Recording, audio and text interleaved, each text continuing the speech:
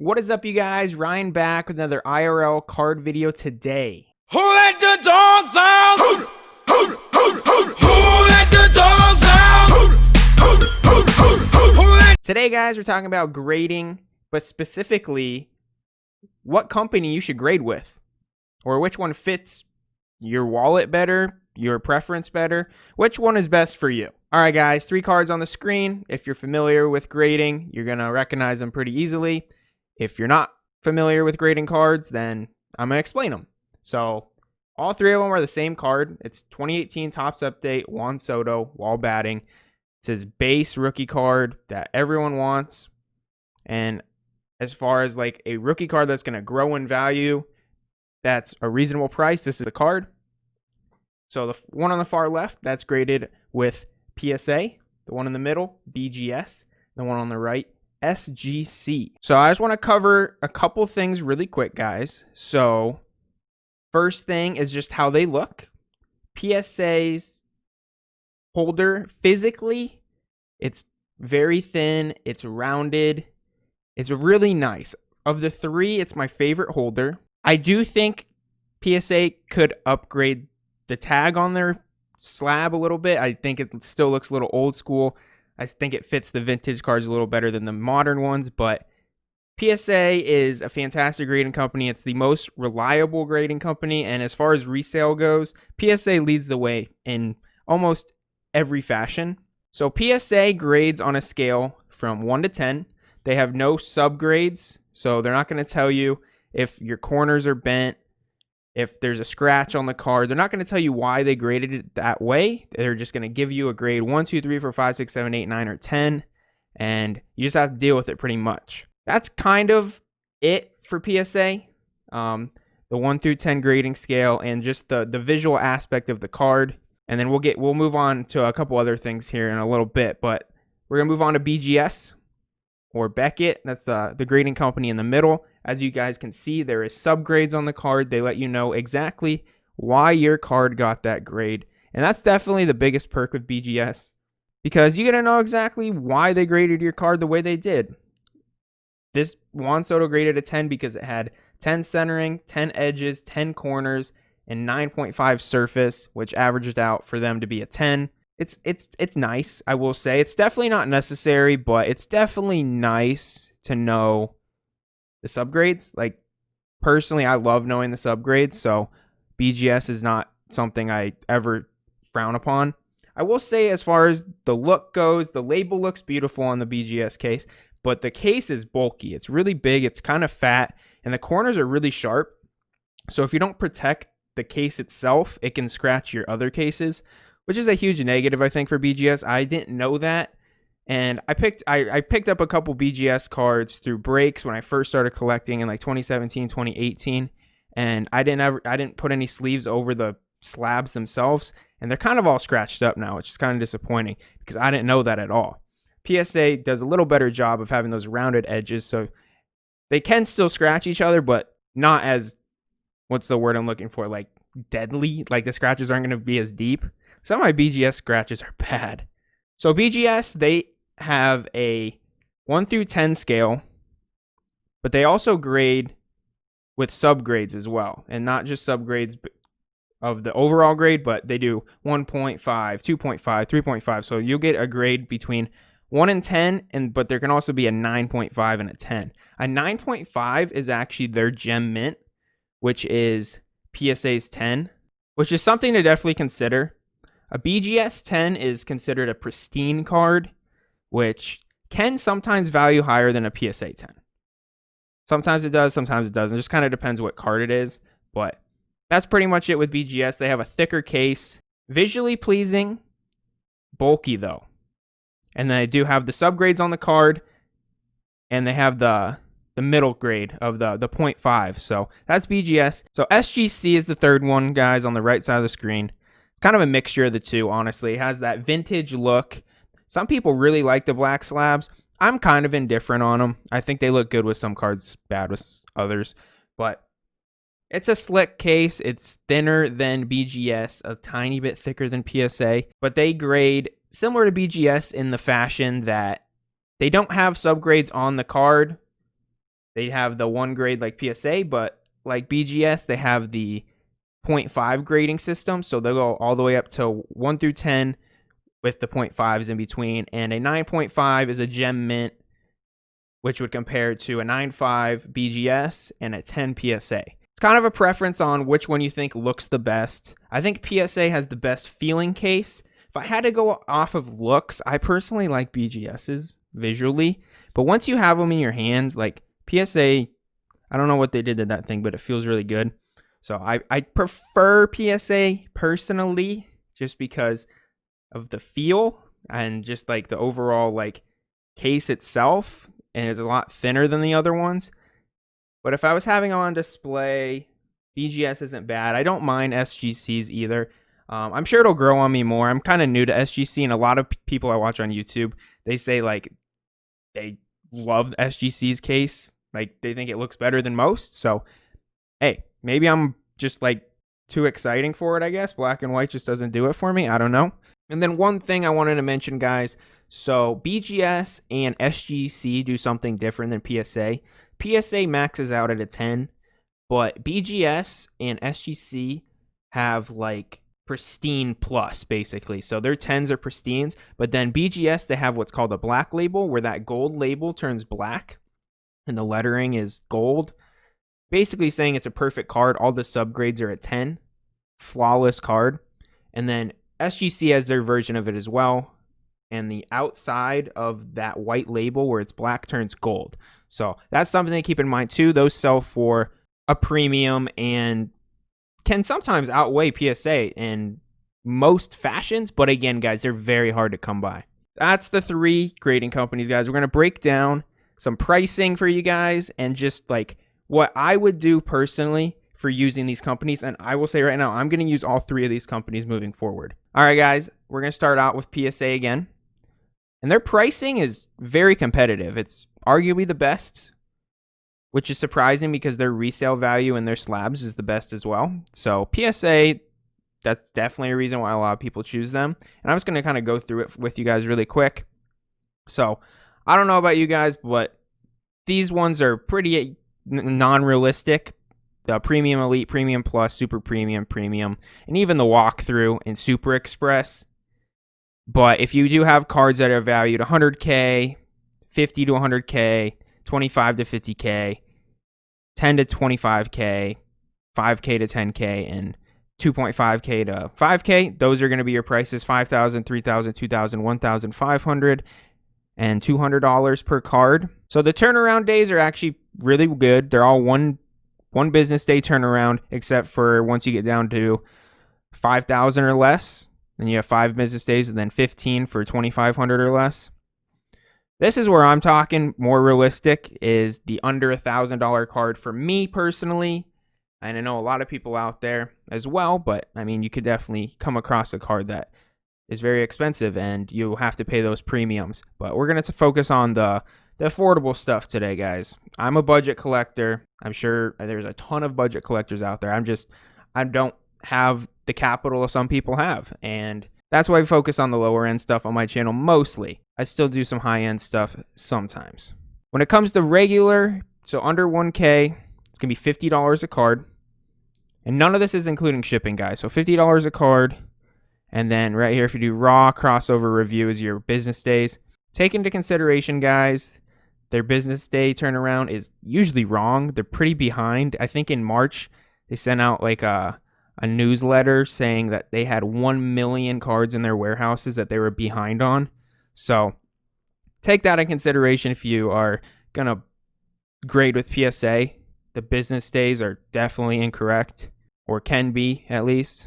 So regular is $50, and that's going to be if you have a card that's $500 to $1,000. Then economy is going to be $20 if it's $4.99 or less.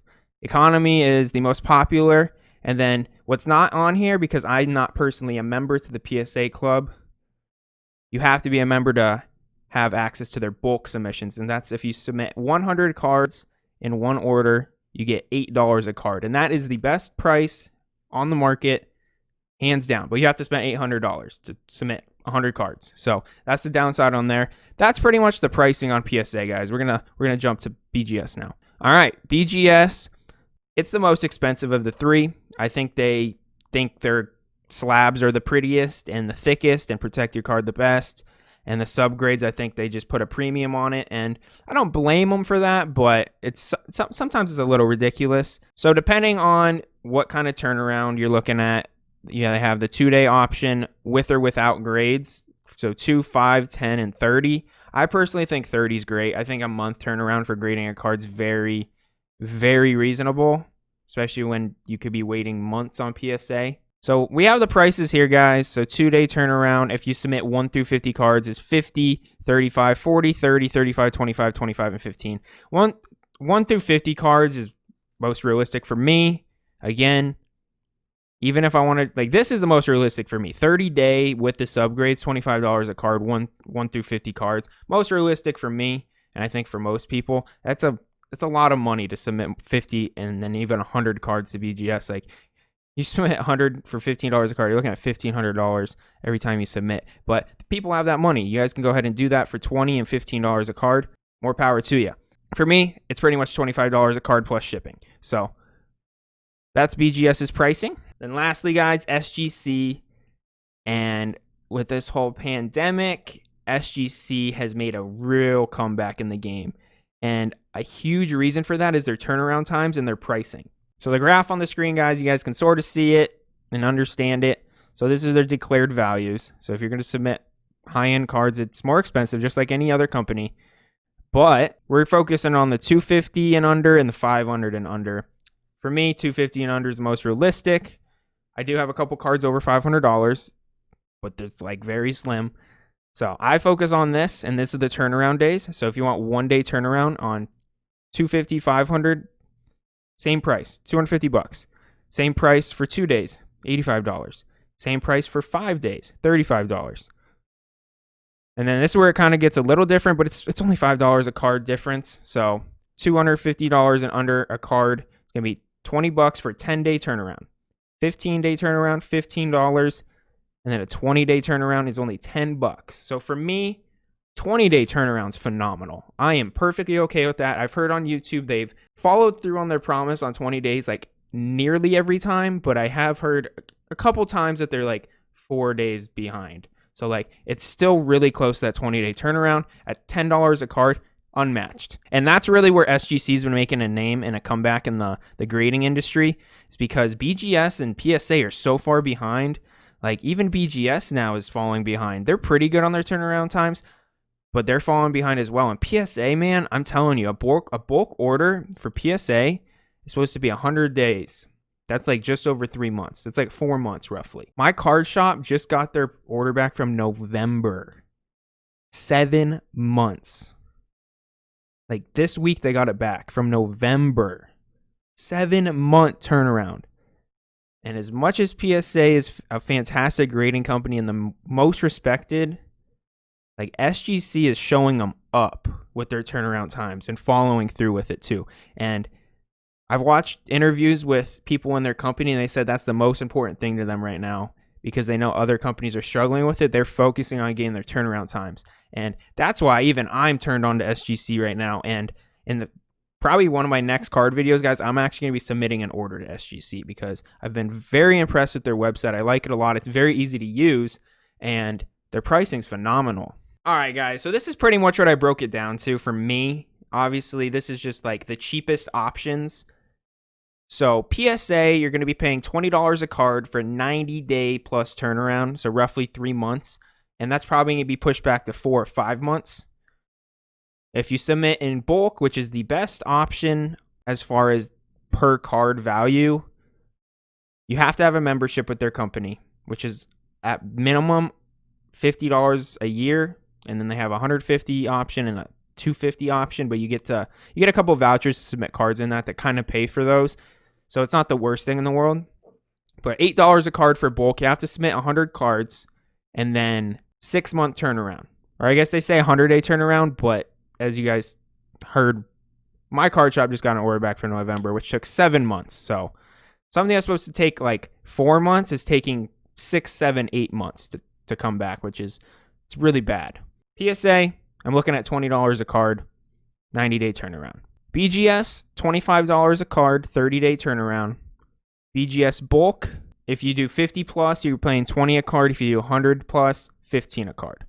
So the 15 and 20 options aren't bad. 25 is definitely a little pricey, but when you're comparing it to $20 PSA, if you don't have a membership with them, it's not the worst. You get subgrades as well. And then SGC, by far the best because you don't have to submit a bulk order. Like I said, I'm going to submit an SGC order. I've only 10 cards, and it's going to come out to around $130 only with shipping. So $10 a card on a 20-day turnaround, which blows all the competition out of the water. BGS says 30 days, but again, they've been delayed. So 20-day turnaround, $10 a card. Definitely the best option price-wise. So something I really wanted to touch on is just kind of my opinion on each of the companies and which I would use them for separately. And I would use all three of these companies, and these are my reasons. So as far as resale go, guys, we know PSA leads the way on average, and then BGS is behind them, and SGC's like right behind BGS, I'd say, if you wanted to put it down as an average. But PSA leads the way, so I would use PSA for high-end cards. And I consider high-end cards that in the future or now, they're going to be worth over $300. And I put includes potential because in the future, it might be worth $300. Like if I have that Juan Soto update card, which I have a bunch of, if he ends up being a star 10 years down the line, it's going to be worth more than $300. So I would grade that with PSA. Low-end cards, something that's going to be worth under $300 20 years down the line. So I literally have Juan Soto, rookie debut. This is a card that I would submit through SGC because I think even 20 years down the line, this card's not going to be worth $300 because it's not like a super sought out rookie of his. It's a low end tops card. And that's something I would submit with SGC because I think even 20 years down the line, it's going to be less than $300. Who knows? Maybe I could be wrong on that, but that's your opinion on what your cards you think are going to be valued in the future. And then lastly, BGS. I think the only real reason to grade with BGS right now, because they're the most expensive and their cases, though visually pleasing, they just are bulky and kind of hard to store, would be to submit cards you want subgrades on. Like I have a Patrick Mahomes card. Patrick Mahomes rookie auto, shown it in many of my videos. It has a really banged up corner on it, but everything else is like flawless on it. So that's a card, honestly, I would consider sending to BGS so I can get my subgrades on it. So maybe it comes back like an 8 on corners, but then like a 10 on everything else. Evens out to like a 9 or an 8, something like that. So that's just one of my examples is my Patrick Mahomes card with the banged up corner. I would want to know the subgrades on that, honestly, rather than sending the PSA or SGC and it just coming back like a 7 or something and then not really say why. I'd want to know if there's anything that the graders see wrong other than that corner, you know? So it's all opinion. I think BGS is kind of just for fun or you want subgrades. It's not, for me, it's not something I need because it's the most expensive. You're paying a premium for their service. The case is bulky, but they do have the subgrades. So Patrick Mahomes, my most expensive card in my collection probably, I would consider sending to BGS because it has one major flaw in it, and I'd like to see the subgrades. I think it's important. I think that's something they do that is really cool. I really love the subgrades, and that's definitely how a lot of people feel. There's a ton of people that love subgrades. So that's why, guys, I would use PSA, SGC, and BGS, and I can honestly say I'll be using all three of these in the future. Well, that's about it, guys. So PSA, BGS, SGC, the three grading companies out there right now. I love seeing the competition, honestly. I'm hoping that makes people work harder for turnaround times, maybe lower their pricing, things like that. So again, I'm going to be using all three of these companies moving forward. I think they all have positives. I think they all have good reasons to grade with them. Let me know what you guys think in the comments. What company do you guys prefer? Let me know in the comment section below. And if you guys enjoyed this video, please give me a thumbs up, subscribe to my channel, and you guys have a great rest of your day. See ya!